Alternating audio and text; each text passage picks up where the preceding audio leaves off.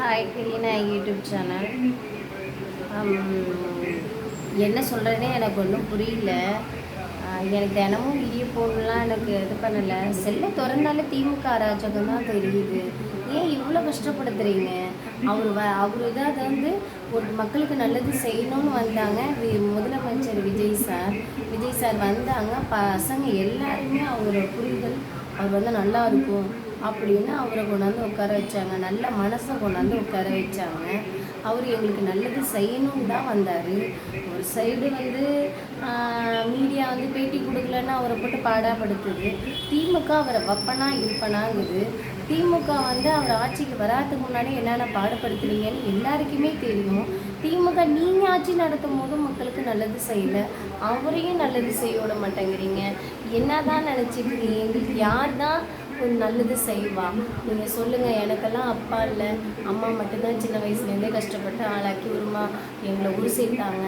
எங்களுக்குன்னு இது வரைக்குமே வந்து கவர்மெண்ட் சம்மந்தமாக எதுவுமே கிடைக்கல. அம்மாவுக்கு ஓஏபி பணம் மட்டும்தான் கிடைக்கிது. எங்களுக்கு அப்போ வந்து நீங்கள் ஆட்சியில் இருந்தீங்க, மாற்றி ஆட்சியில் இருந்தீங்க, ஏதாவது எங்களுக்கு நல்லது செஞ்சீங்களா சொல்லுங்கள். இப்போ வந்து குடும்ப தலைவிக்கு 1000 ரூபா அப்படின்னு உங்கள் ஆட்சியில் அறிவிச்சாங்கல்ல. அந்த அறிவித்த காசு வந்து 1000 ரூபா பணங்கிறது வந்து ஓஏபி இருந்தால் கூப்பன் குடும்ப தலைவிக்கு கிடைக்காதுனாங்க. இப்போ நான் உங்கள் ஆட்சியில் கொடுத்த 1000 ரூபா கூட எனக்கு கிடைக்கல. நீங்கள் ஏங்க இப்படி பண்ணுறீங்க? திமுக வந்து ஒருத்தவங்கள வாழ விடுங்க. ஆனால் அராஜகம் பண்ணுறீங்க. சினிமாவில் நடக்கிற மாதிரி விஜய் சார் ஆட்சி நடத்தலை. ஆனால் ஆக்சுவலாக அது வந்து ஒரு விதத்தில் உண்மை தான். சினிமாவில் வந்துட்டு ஆக்ஷனாக டக்குன்னு முடிவெடுத்து டக்குன்னு நன்மை செஞ்சுக்கிட்டு இருக்காரு. ஆனால் சினிமாவில் வந்து வில்லத்தனமாக பண்ணுவாங்களோ அந்த வில்லத்தனம்லாம் நீங்கள் பண்ணுறீங்க. ஏன் இப்படி பண்ணுறீங்க? நீங்களாவது நல்லது செய்யணும், இல்லை நல்லது செய்கிறவங்கள விடணும். நீங்கள் செய்கிறது அராஜகம்னு தெரியலையா? நான் ஒரு கவுன்சிலர் மீட்டிங் நடக்குது போல், அங்கே வந்து முதலமைச்சர் ஃபோட்டோ வைக்கிறதுக்கு ஏன் திமுக ஒதுக்குது? முதலமைச்சர் தானே, அவர் வைக்கிற சட்டம் தானே. நீங்கள் இடையில வந்து ஒரு இஸ்லாமிய பெண் பேசுகிறாங்க, அவங்கள்ட்ட அடிக்க போகிற மாதிரி திமுக எல்லாம் பேசுகிறீங்க. நீங்களாம் நடந்துக்கிறதுலாம் அசிங்கமாக இல்லை? ஒரு தப்பாக தெரியல? நீங்களாம் இப்படி பேசுகிறீங்களே, பொதுமக்கள் பார்த்தா இன்னும் ஏற்கனவே நீங்கள் ஜெயிக்காத காரணமே நீங்கள் பண்ணுற அராஜகம் தான். பொதுவாக சாதுவாக நடந்துக்கிட்டிங்கன்னா உங்களுக்கு ஒரு நல்ல பேர் இருக்கும். திமுக அடுத்த ஆட்சி பண்ண வரவங்களே ஆட்சி பண்ண விடுறாங்கன்னு நாங்களாம் புரிஞ்சுக்குவோம். ஆனால் நீங்கள் மேலும் யானை தாந்தலையில் மண்ணெளி போடுற மாதிரி மேலும் உங்கள் குரூப்பு எல்லாம் அராஜகம் பண்ணுறது உங்களோட கட்சிக்கு தான் கெட்ட பேர் ஆயிட்டு.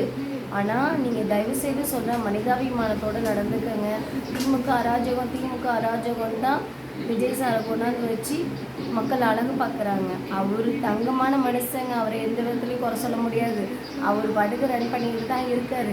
ஆனால் நீங்கள்லாம் என்ன நினைக்கிறீங்கன்னா, அவரை போட்டு பிச்சு பிடுங்கி எடுத்து அவர் தூக்கி எறிஞ்சிட்டு போவார்னு நினைக்கிறீங்க. ஆனால் நாங்கள் எல்லாருமே கடவுள். நானும் எங்கள் அம்மா கஷ்டப்பட்டு தான் இது பண்ணுறாங்க. ஆனால் அவங்களே பிள்ளையாருக்கு 11 தேங்காய் உடைக்கிறதா விஜய் சார் முதலமைச்சர். ஆனால் 11 தேங்காய் உடைக்கிறதா சாமிகிட்ட வேண்டி பிள்ளையார்கிட்ட வேண்டி தேங்காய் உடைச்சாங்க. ஸோ வந்து நான்லாம் சாமிக்கு வேண்டியிருந்தேன். பட் வேண்டுதெல்லாம் வச்சுல ஜெயிக்கணும் சார் அப்படின்னு தான் நான் இது பண்ணினேன். அதனால் என்ன சொல்கிறேன்னா, மக்கள் அவருக்காக தன்னையே இழந்து சாமி கும்பிட்ற அளவுக்கு அவரை கொண்டாந்து உட்கார வச்சுருக்காங்க. அப்படிப்பட்டவரை வந்து மீடியா ஒரு சைடு பிடுங்கி எடுக்குது, நீங்கள் ஒரு சைடு இது பண்ணுறீங்க. நீங்கள் சுற்றி கெட்ட பேர் ஏங்க மக்களை வாழ விடுங்க. ஆனால் ஏதோ ஒரு ஊரில் முதலமைச்சர் வந்து தானே சொத்து சேர்த்துக்கிட்டனால பொதுமக்கள் எல்லாருமே, அதாவது வந்து அந்த ஸ்டேட்டில் உள்ளவங்க எல்லாருமே போய் அந்த முதலமைச்சர் அடித்து நொறுக்கி ஆட்சி காலி பண்ணாங்க. நீங்கள் இந்த வருஷமும் ஜெயிச்சிருந்தீங்கன்னா கண்டிப்பாக அதான் நடந்திருக்கும். விஜய் சார் வந்தனால நீங்கள் தப்பிச்சிட்டீங்க. தயவுசெய்து சொல்கிறேன், நீங்கள் வந்து உங்களோட கட்சியில் உள்ளவங்களெல்லாம் அடக்கி வைங்க, அராஜகம் பண்ணாதீங்க. மக்கள்லாம் வாழணும், என்ன மாதிரி அப்பால பிள்ளைங்களாம் வாழணும். அவர் விஜய் சார் சொன்ன 4-5 விஷயம் எங்களுக்கு உதவியாக இருக்கும். எங்களுக்கு வந்து ஒரு உதவி கிடைக்க விடுங்க.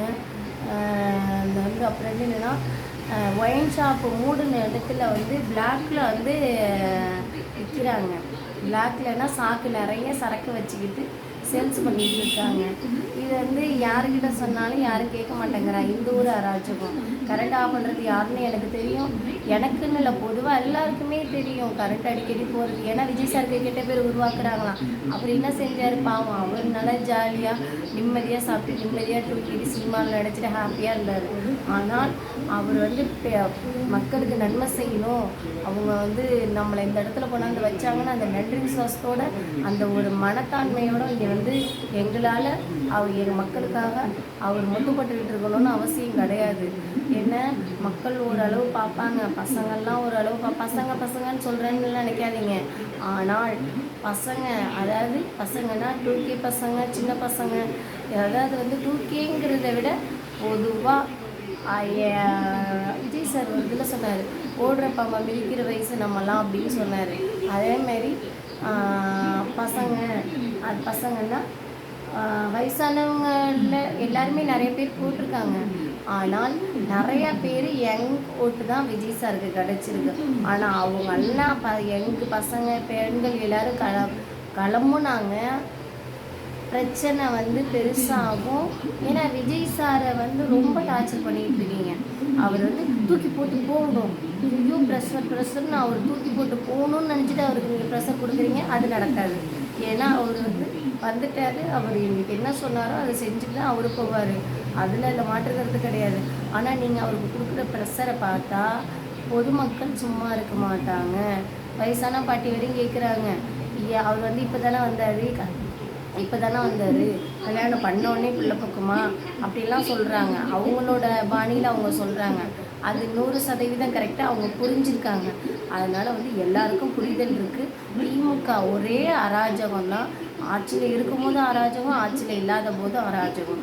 கொஞ்சம் நியாயநீதியாக நடந்துக்குங்க, தனக்கு தானே மண்ணள்ளி கொட்டிக்காதீங்க. என்னோட கருத்து அவ்வளோதான். எங்களுக்கு கிடைக்க வேண்டிய நன்மையை செய்ய விடுங்க. எங்களுக்கு பாதுகாப்பு அவர் கொடுக்கறதுக்கு தயாராக இருக்குது. ஆனால் அந்த கண்ணை சிமிட்டி நீங்கள் பண்ணுற வேலையெல்லாம் வெளிவருது. ஆனால் இதுக்கு பின்னாடியெல்லாம் நீங்கள் தான் இருக்கீங்கன்னு எல்லாருக்குமே தெரியும். அதாவது பொதுமக்கள் எல்லாருக்குமே தெரியும். அராஜகம் தான் நடந்துகிட்டு இருக்கு. என்ன சொன்னேன் எனக்கு தெரியல. பொதுமக்களுக்கு நன்மை செய்கிறவங்கள செய்ய விடுங்க, அவ்வளோதான். Okay, thank you.